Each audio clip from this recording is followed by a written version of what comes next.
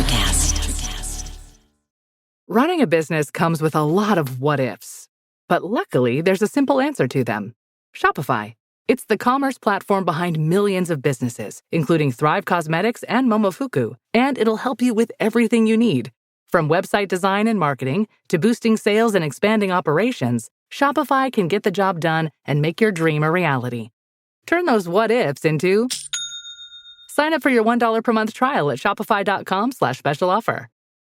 Welcome to the Congressional Record Daily Digest, where we bring you all the previous day's U.S. legislative proceedings in 4 minutes or less. In today's episode, we bring you the Congressional Record for April 24th, 2025. Today, in Congress, the Senate held a brief pro forma session.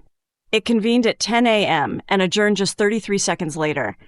No new bills were introduced, no votes were taken, and no committee meetings were held. The Senate will reconvene on Monday, April 28th, to continue consideration of David Perdue's nomination to be ambassador to the People's Republic of China. In the House of Representatives, members introduced 46 new public bills and 9 new resolutions. No votes or committee hearings took place, but several reports were filed on bills previously reviewed in committees. Among them, multiple bills focused on national security and foreign investment.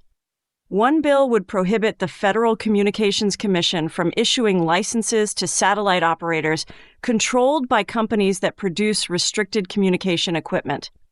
Another would require the Commission to publish a list of companies it licenses that are significantly owned by foreign interests. A separate bill calls for a study on the national security risks of consumer modems and routers. The House also addressed consumer protection. One bill would require ticket sellers to clearly disclose all prices and fees.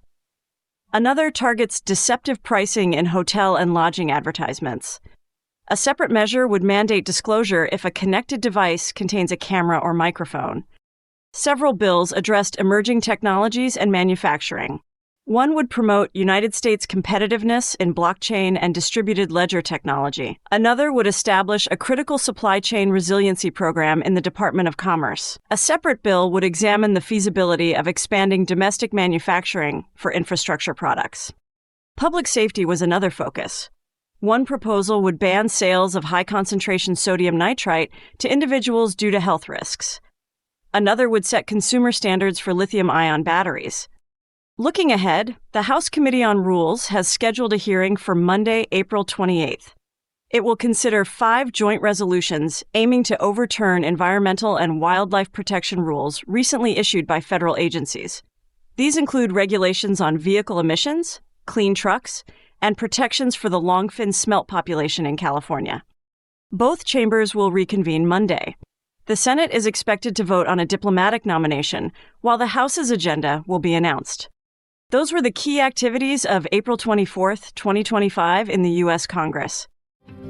Subscribe to receive daily or rate or review so others can find us as well.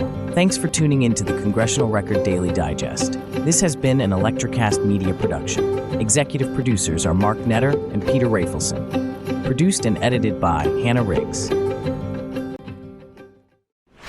Why is it that games make us feel so good or completely rage quit?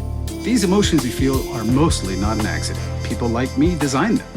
I'm Chris Cross, and this is Brain Arcade, a podcast all about the psychology of game design and why games hit us so hard. Each week, I bring on a new guest, designers, psychologists, storytellers, to break it all down with me. If you play, design, or just love games, follow now. ElectraCast. ElectraCast.